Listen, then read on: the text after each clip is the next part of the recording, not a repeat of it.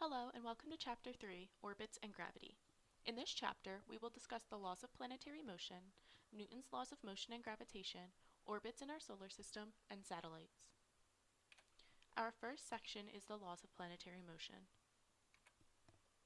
When we observe the solar system, we must account for Earth's motion in our observations. Early astronomers had difficulty trying to decode our solar system because they had little to no knowledge of Earth's motion. Later astronomers greatly advanced our understanding of our solar system.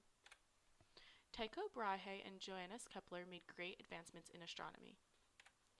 Brahe was a Danish noble and a pre-telescope observer. He made continuous records of the positions of the objects in our solar system.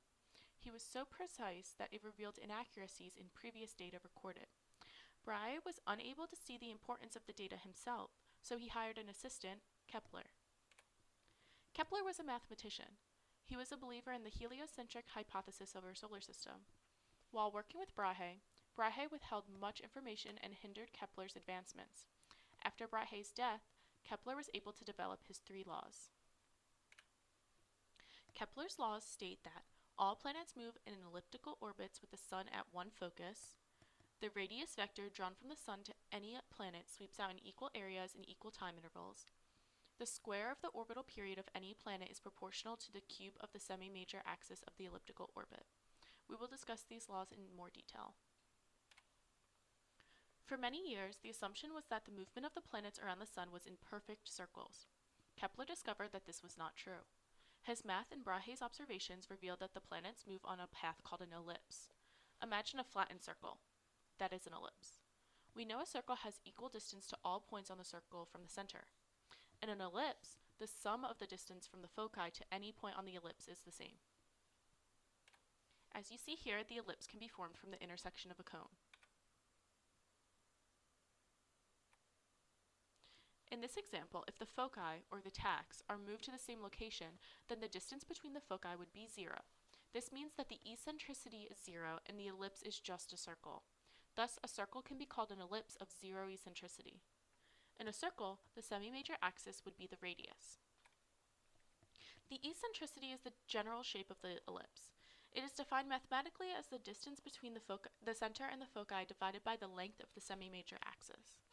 The semi-major axis squared is equal to the sum of the square of the semi-minor axis and the square of the distance from the center to the foci. When considering specific x and y coordinates on the ellipse, we know that the sum of the square of the x-coordinate divided by the square of the semi-minor axis and the square of the y-coordinate divided by the square of the semi-major axis is equal to 0. Mars was Kepler's first discovery of an elliptical orbit. One of its foci of its elliptic path is the Sun. The eccentricity of its orbit is only 0.1, which makes it nearly indistinguishable from a circle. However, it is essential in our understanding of planetary motion. Kepler generalized his result to include the fact that all planets orbit in ellipses. This was a turning point in our understanding of planetary motion. This table shows the diameter, mean distance from the Sun, orbital period, and eccentricity of all the planets in our solar system. Here we can see a map of the paths of Earth and Mercury. Kepler's second law concerns itself with the orbital speed of the planets. Kepler discovered that the planets speed up when close to the Sun and slow down when farther from the Sun. You can imagine that the Sun and Mars are connected by an elastic band. When close, the band is not stretched and Mars speeds up. When far, the band stretches and Mars slows down. We know that 1 month lasts about 30 days. In order for Earth to travel the same distance between December and January, it must speed up in order to cover the larger distance. Between August and July, it has to slow down in order to cover the smaller distance in the same amount of time. Kepler's law shows that angular momentum of a planet is a constant of the motion. The angular momentum can be written as the cross product between the radius and momentum. This can be written as the cross product of the mass of the planet times radius and the velocity of the planet. This is a constant. Do not worry if you do not understand this calculus. The most important takeaway is that Kepler's second law shows that angular momentum is a constant. Furthermore, the magnitude of angular momentum can be written as the mass of the planet times the radius times the velocity. Kepler used this to discover that the change in area with respect to time, or the time derivative of the area, is equal to half of the angular momentum over the mass of the planet. This again is a constant over time. Kepler proved that the area is independent with respect to time, or that the area does not change over time. This being a constant means that the planets must sweep out an equal area in equal time. It is important for us to define some aspects of circular motion. When an object is traveling in a circle, there is a force which always pulls the objects to the center of the circle. This force is the object's mass times its centripetal acceleration. This is just the object's acceleration towards the center of the circle. This stems from F equals ma. It's just the specific acceleration we are concerned about. The centripetal acceleration can be written as a velocity squared over radius. Kepler's third law requires us to define orbital period. The orbital period is the time it takes for a planet to travel once around the Sun. In Earth's case, this is 1 year. Kepler discovered a relationship between the planet's orbital period and its distance from the Sun. He finds that the orbital period is proportional to the semi-major axis squared. If we express this in years and astronomical units, orbital period squared equals the semi-major axis cubed. Kepler's third law begins with the centripetal force. Since the ellipse is close to circular when the foci are close together, we can apply this equation to planetary motion. As previously stated, the acceleration can be written as velocity squared over radius. We can plug this into the force equation and write it as the mass of the planet times the square of velocity divided by the radius. This force is equal to the universal gravitational force. With some clever algebra, we can determine that the period squared is a constant times the semi-major axis cubed. This constant is 2.97 times 10 to the negative 19th seconds squared over meters squared. We call this Kepler's constant. It is also sometimes useful to write the period in terms of the gravitational constant, mass of the Sun, and radius. Let's try an example. Imagine an object is traveling around the Sun. What would the orbital period of the object be if its orbit has a semi-major axis of 50 astronomical units? We know that the orbital period squared is equal to the semi-major axis cubed. We can root both sides to rewrite this to isolate the period. The period is the root of the semi-major axis cubed. We sub in our 50 astronomical units to find the orbital period in years. The orbital period is 353.6 years. Next, we will discuss Newton's great synthesis. Isaac Newton is a name we are all familiar with. His work laid the foundation for much of physical science. Newton was able to completely explain the observation and rules assembled by the people who came before him. Newton proposes his 3 laws of motion. His first law states that every object will continue to be in a state of rest or move at a constant speed in a straight line unless it is compelled to change by an outside force. His second law states that the change of motion of a body is proportional to and in the direction of the force acting on it. In other words, the acceleration of a body is in the direction of the force of that acceleration. Newton's third law states that for every action there is an equal and opposite reaction. The mutual action of 2 bodies upon each other are always equal and in opposite directions. Newton's first law is simply a restatement of Galileo's conservation of momentum. In the absence of any outside influence, there is a measure of a body's motion. This measure is called the momentum. Sometimes we refer to this as the law of inertia, where inertia is the tendency of an object to continue doing what it is doing. Momentum is dependent on 3 factors: its speed, the direction of its speed, and its mass. We can define momentum in 2 factors: its velocity and its mass. Velocity is simply an object's speed and its direction of motion. Newton's first law is best thought about in an ideal world. In physics, an ideal world is a world where we can look at an environment without any restrictive forces like friction or air resistance. Space, a vacuum, is an environment without restrictive forces. Picture an object in space. If you push this object, it will continue on forever at the same velocity. That is Newton's first law. Newton's second law defines a force in terms of its ability to change an object's momentum over time. A force has both magnitude and direction. When a force is applied to a body, like when you push an object in space, the momentum changes in the direction of the applied force. This means that a force is required to change either the speed or direction of a body, or both. A force is required to start it moving or speed it up, slow it down, stop it, or change its direction. We can picture a giant ball in front of us. If you push the ball, it starts moving in the direction of the push. You applied a force on that ball, and in turn, its momentum changed. Say you run around to the other side of the ball and push against it again until the ball comes to a stop. You applied a force to the ball in the opposite direction, and in turn, its momentum changed. Picture an even more massive ball in front of you. Would it be easier or more difficult to get this more massive ball rolling? Would you have to apply more force to the more massive ball to change its momentum? The answer to this question is yes. This is because the more massive ball has more inertia and has more tendency to continue doing what it is doing, and that is remaining at rest, than the smaller ball.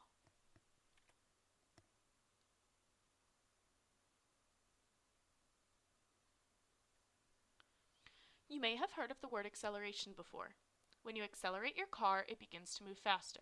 While this is a good definition, we can define acceleration more definitively. Acceleration is the rate of change of an object's velocity.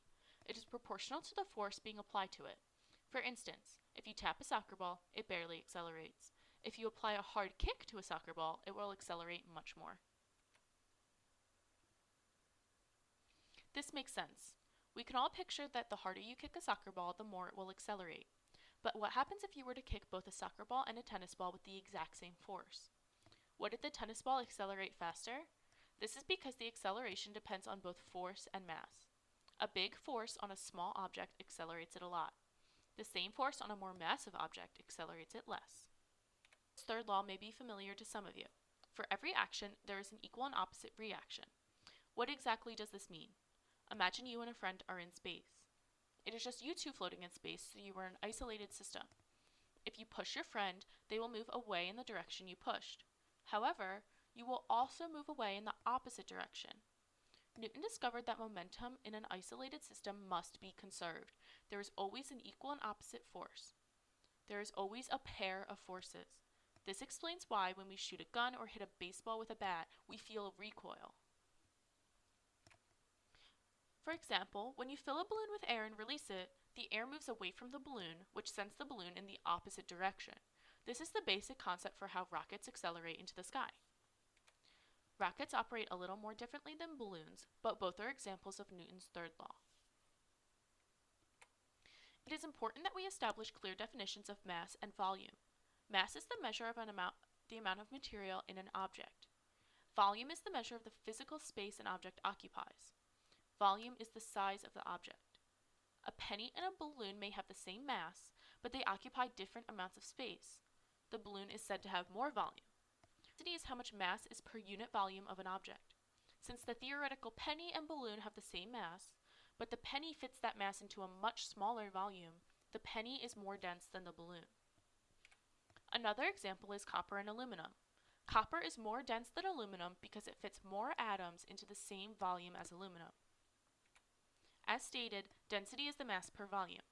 We write this as mass divided by volume. In simple terms, mass is how much, volume is how big, and density is how tightly packed. We have discussed momentum being an object's mass times velocity. There also exists angular momentum. This is a measure of the rotation of a body as it revolves around some fixed point. It is said that a planet in orbit around the sun, a fixed point, has angular momentum. We define angular momentum as the product of mass, velocity, and its distance from the fixed point around which it revolves. One of the most important laws of physics is the conservation of momentum. This applies to angular momentum as well. Let's think back to Kepler's second law. In order to conserve angular momentum, the planet must move faster as the distance to the sun decreases and slower as the distance increases. We can see the same in a figure skater. To conserve angular momentum, a skater spins faster when she pulls her arms in and effectively closes the distance to her spin center. When she spreads her arms out and increases this distance, she slows down. Next, we will discuss Newton's universal law of gravitation. According to Newton's laws, a planet should continue in a straight line unless acted on by an outside force. We know planets move in ellipses though, not a straight line. This means that an outside force must be acting on the planet. Newton proposes that this force is gravity. When you drop an object, it accelerates towards Earth. This is because Earth applies a force, gravity, on that object. Newton theorizes that Earth's gravity affects the moon, and that is what curves its path. Newton further theorizes that there is a universal gravitational force, and that this force is not unique to Earth. The force of gravity is equal to the gravitational constant times the masses of both objects divided by the distance between two objects squared. On the surface of Earth, objects feel an acceleration of 9.8 meters per second squared towards Earth. Newton's equation shows that the force due to gravity decreases with the distance between the objects squared. This means that the Moon, which is 60 Earth radii away, feels 1/3600th of the acceleration felt on Earth's surface. The Moon has an acceleration of 0.00272 meters per second squared. This is precisely the acceleration we observe of the Moon in orbit. The universal law of gravitation is labeled universal for a reason. Any object with mass exerts a gravitational force on the objects around it. Newton's law implies that the force due to gravity never truly reaches zero. As the distance between objects increases, the force of gravity approaches zero, but never truly reaches zero. While in space, astronauts are falling freely, so they experience weightlessness. They fall around Earth, not to Earth, since they are in orbit. When reflecting on Kepler's laws, Newton discovered something important about the third law. Since the Sun is so massive compared to the planets, the sum of the Sun's mass and another planet's mass is very close to just the Sun's mass. If we use units in the Sun's mass, the sum of a planet and the Sun still equals about one Sun. Because of this, Kepler missed some variables in his equation. Newton discovers that the semi-major axis cubed is equal to the sum of both masses times the orbital period squared. Because of this, we can now deduce the mass of objects by observing their motion. Let's find the mass of a star. We find a planet orbiting its star at a distance of 1 astronomical unit in 0.71 Earth years. We can use Newton's reformulated equation to find the mass of the star. Since the sum of the mass of the star and the planet is approximately just the mass of the star, we can find that the mass of the star equals the semi-major axis cubed over the orbital period squared. Subbing in our values, we can find that the mass of the star is twice that of our Sun. Our next section covers orbits in the solar system. The place where a planet is in the fastest portion of its orbit, or closest to the Sun, is called the perihelion. On the other hand, the place where the planet is the slowest is called the aphelion. An important definition for us is a satellite. A satellite is a man-made object in orbit around a planet, while a moon is a natural object in orbit around a planet. A moon or satellite, the corresponding terms for the fastest and slowest points of an orbit are perigee and apogee. In our solar system, Mercury has the shortest orbital period at 88 Earth days. It has the fastest average orbital speed at 48 kilometers a second. In comparison, Neptune has a period of 165 Earth years and an average orbital speed of 5 kilometers per second. The eccentricity of all the planets are relatively low, with Mars being the highest at 0.21. The planets lie on a plane called the ecliptic. The dwarf planets are angled from this plane, but our true planets all lie very close to this plane. We theorize that the material left over from the formation of our solar system are asteroids and comets. Asteroids have orbits with smaller semi-major axes than that of comets. The region of their orbit is called the asteroid belt. As you can see, asteroids have smaller semi-major axes than that of comets. The asteroid belt exists between Mars and Jupiter. The two planets are far enough apart that the stable orbits of the asteroids can exist between them. Our next topic is the motions of satellites and spacecraft. About 20,000 satellites are in Earth's orbit. If they exist high enough to be outside the friction of our atmosphere, they will stay in orbit forever. Getting satellites there is a much more difficult feat than maintaining orbit. To accomplish this, an object must reach circular orbit velocity in order to fall around Earth rather than towards Earth. Imagine a bullet being shot straight up. If its velocity is too low, it will be pulled back to Earth by gravity. If the velocity is large enough, it will fall around Earth rather than to Earth's surface. At the minimum circular orbit velocity of 8 kilometers per second, an object will complete its orbit in 90 minutes. This is the velocity used for the majority of satellite launches, since it requires the least energy and is therefore cheaper. This figure shows the larger pieces of orbital debris that are being tracked by NASA in Earth's orbit. Find the escape velocity as the minimum velocity needed to launch far enough from Earth that the gravitational force from Earth is relatively zero. This is the minimum velocity it would take to escape Earth's gravity. The escape velocity is 11 kilometers per second or 25,000 miles per hour. In order to achieve interplanetary flight, we have to launch at this velocity. We then use small rockets on the spacecraft in order to aim it at the planet or moon we intend to land on. We can slow the spacecraft near a planet so that it'll orbit the planet. We can also slow to land on the planet or moon. This is all achievable because of our astronomical discoveries. Our next section discusses gravity with more than two objects. Thus, the Sun and a single planet exert gravitational forces on each other, but the other planets also exert gravitational forces on each other. To demonstrate this, say we have a cluster of stars orbiting a much larger star. We can sum all the stars and calculate the combined force they are all exerting on one star. However, each star is also moving, and therefore their gravitational forces on the neighboring stars change with time. Luckily, the forces are very small in comparison to the force from the Sun. Mathematicians were able to explain these disturbances caused by other planets quite nicely.